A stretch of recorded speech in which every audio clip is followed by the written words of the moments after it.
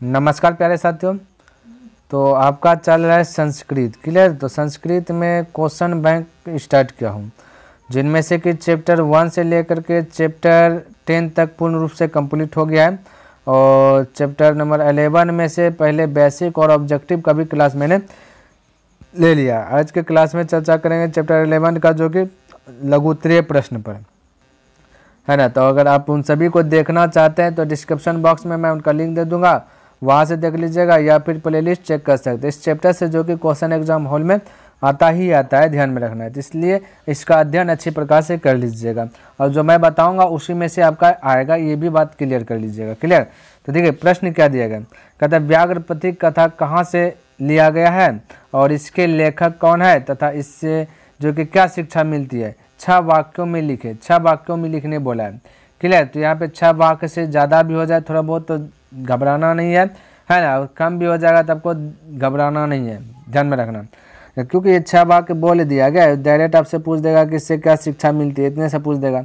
चलिए यहाँ आंसर लिखे, व्याघ्र प्रतीक कथा हितोपदेश ग्रंथ के मित्रलाभ नामक खंड से ली गई है। व्याघ्र प्रतीक कथा जो है हितोपदेश ग्रंथ से ली गई है, ध्यान में रखना।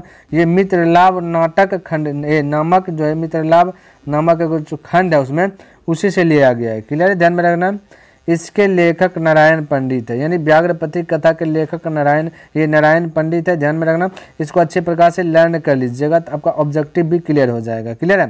तो व्याघ्र प्रतीक कथा के जो लेखक है कौन है, नारायण पंडित है। इस कहानी में एक बूढ़ा बाघ जो धूर्त है, कहते बूढ़ा बाघ जो धूर्त है आते जाते राहगीरों को हाथ में रखा सोने का कंगन दिखाता है। जी मेरे भाई, आप सभी जानते होंगे जो बूढ़ा बाघ है वो हाथ में रखे, उसके पास जो सोने का कंगन है, और वो बूढ़ा बाघ कैसा है, धूर्त है, क्या धूर्त है ना।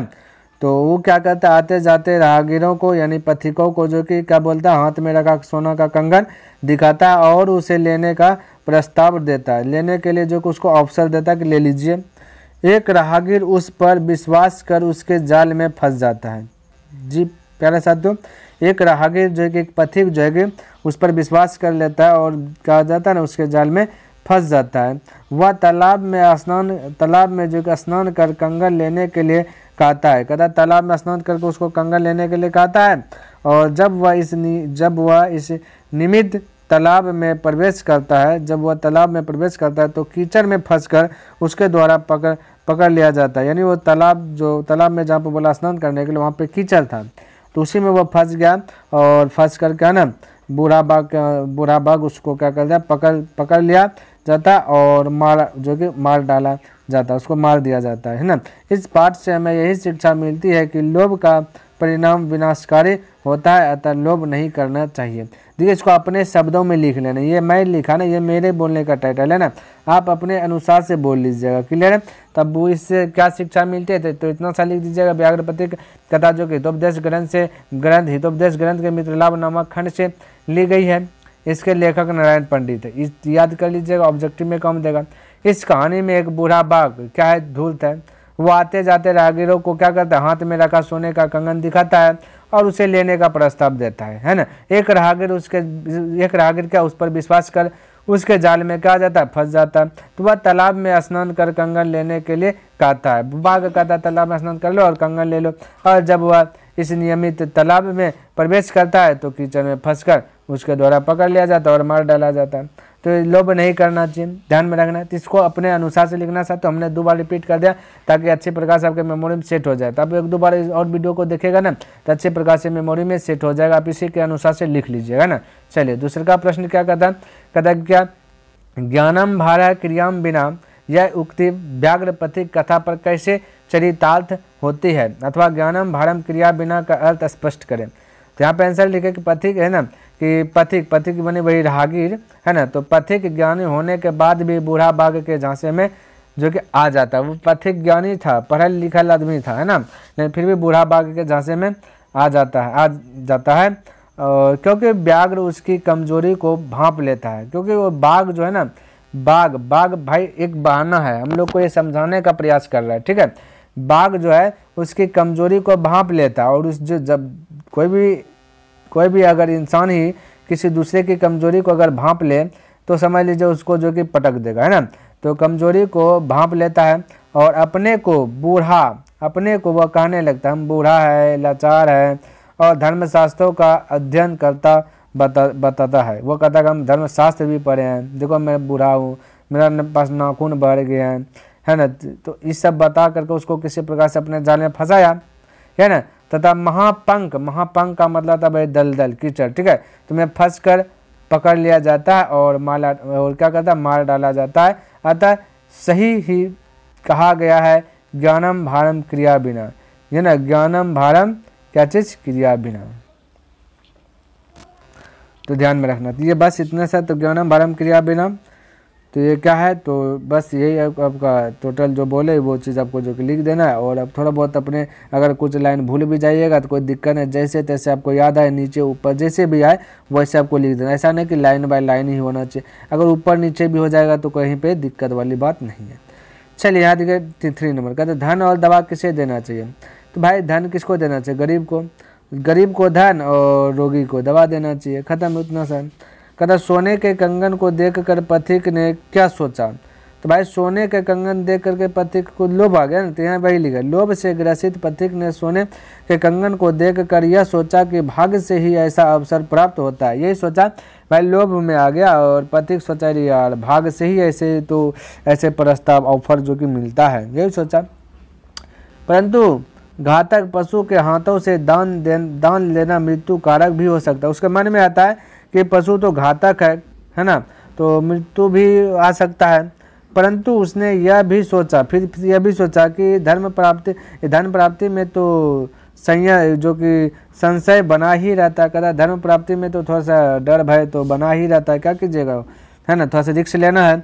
तो कहता क्यों ना एक अवसर लेकर व्याघ्र की सत्यवादिता की परीक्षा कर ली जाए। बस तो परीक्षा लेने लगा था ना। सोने के कंगन को देखकर पथिक ने क्या सोचा, भाई पथिक लोभ में आया, बोला कि चलो ले लेते हैं ऐसा प्रस्ताव जो कि अब सभ्य को नहीं मिलता, हमें मिला तो क्यों छोड़े इसको। तो सोचा थोड़ा सा पथिक उथिक का जो ये जो व्याघ्र है इसका थोड़ा सा जो ना इसका सत्यवादिता की परीक्षा ले लेते, ये झूठ बोल रहा है सही बोल रहा है। तो बस यही था आंसर इसका। नेक्स्ट क्वेश्चन कहता है कि बाघ ने स्वयं को अहिंसक सिद्ध करने के लिए क्या तर्क दिया। बाघ जो है स्वयं को अहिंसक बताया, है ना, हिंसक नहीं बताया, अहिंसक। तो बाघ ने स्वयं को अहिंसक सिद्ध करने के लिए पथिक से कहते हैं कि युवावस्था में मैं अति दुराचारी था। वो पथिक से कहता है, रागिर से कहता है कि मैं जब जवान था तो मैं बहुत दुराचारी था, मैं बहुत बुरा आदमी था, यानी मैं बुरा था। तो अनेकों गाय और मनुष्यों को मारा, इसके पास से पुत्र और पत्नी मर गई। कहता है पाप, कहता है कि मनुष्यों को मारा और इसके पाप से, पाप है ठीक है सॉरी, पाप से जो है ना इसका जो पाप हुआ, जो अब देखिए किसी मनुष्य को मार डाला, ये बता रहा है गाय को मार डाला तो पाप है ये ना। तो कहता पाप से जो है कि पुत्र और पत्नी मर गई, यानी कि बाघ का जो पुत्र है और पत्नी वो मर गई। कहता मैं वंशहीन हूँ, बाघ कहता है कि मैं वंशहीन हूँ, किसी धार्मिक द्वारा मुझे उपदेश दिया गया है कि दान और धर्म करो, तब से मैं दान और धर्म कर रहा हूँ। यानी वो कहता है कि कोई धार्मिक व्यक्ति ने हमें बताया कि दान करो, ठीक है, दान करो, तब जो है ना आपका जो भी पाप किया है वो पुण्य में कन्वर्ट होने लगेगा, यानी बैलेंस बनने लगेगा। और धर्म कर रहा हूँ, इसलिए कहता कि हम धर्म कर रहा हूँ, मेरे दांत टूट गए हैं, नाक जल, कहता क्या है ना, नख मतलब नाखून, नख जल गए, अभी भी विश्वास नहीं होता है। उससे कहता अभी भी विश्वास नहीं होता है। इतना सुनने के बाद ही यह सुनते ही पथिक लोभ का शिकार बन उसका भोजन बन जाता है। देखिए किस प्रकार से व्याघ्र ने उसको फंसाया, अटकाया, क्या क्या बोल करके अटकाया, है ना। अब प्रेजेंट में भी वही हो रहा है, वही चीज़ हो रहा है ना। झूठ सही कुछ से कुछ बोल करके क्या कर लेते हैं, है ना, और लोभ में फंसा देते हैं और फिर उसके द्वारा क्या जाता है, मारा तो नहीं जाता है लेकिन ठगी हो जाता है। ध्यान में रखना भी, क्लियर है। इसलिए उस सब चीज़ से बचे। कोई अवसर बिना मेहनत किए अवसर धन आएगा भाई, बताइए, नहीं आएगा। तो वही ना पथिक सोचा बिना मेहनत किए धन आ रहा है तो क्यों ना ले ले, तो लेने के चक्कर में वही गया। तो ध्यान में रखना, क्रिया वही बोलते थे ज्ञानम भारम क्रिया बना, ज्ञान रहेगा आप कमे नहीं कीजिएगा, धन आएगा नहीं आएगा।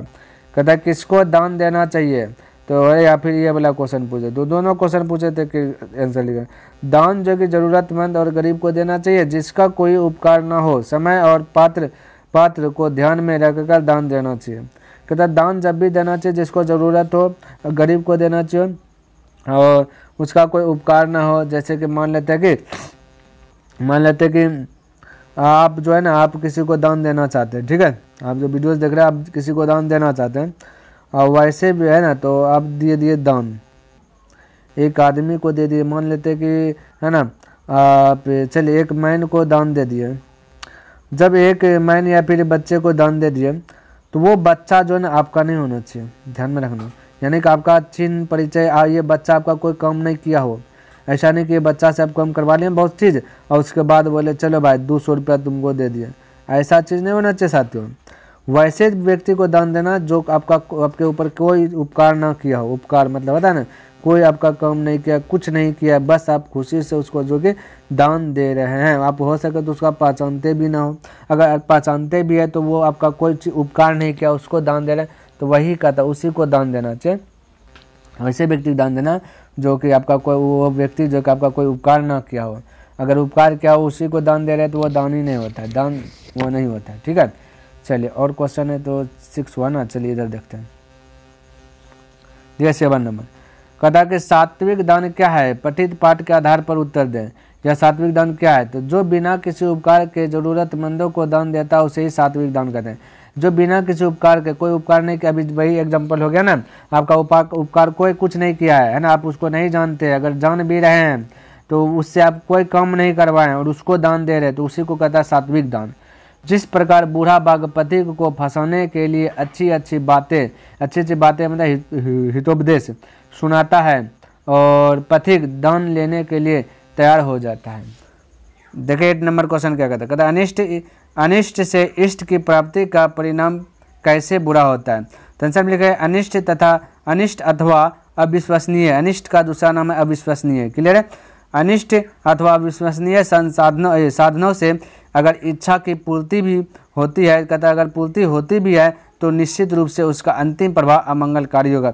यानी आप गलत तरीके से धन अगर अर्जित कर रहे हैं तो वो निश्चित ही आपका जो कि अंतिम में जो प्रभाव होगा बहुत जो कि अशुभ होने वाला है अमंगलकारी होता है। अर्थात यहाँ लिखा गया कि गलत रूप से प्राप्त धन की गति शुभ नहीं होती है, क्योंकि विष, यहाँ विष लिख देना, ये मिस्टेक हो गया था, क्योंकि विष के संसर्ग यानी कि विष के संयोग यानी विष के मिलने, जब विष अमृत में मिल जाता है ना, विष के संयोग में लोग अमृत पीकर भी मर जाते हैं। और जहाँ पे विष है वहाँ सोचेगा आपका अमृत आ गया ही, तो वो पीजिएगा तो मरिएगा ही ना।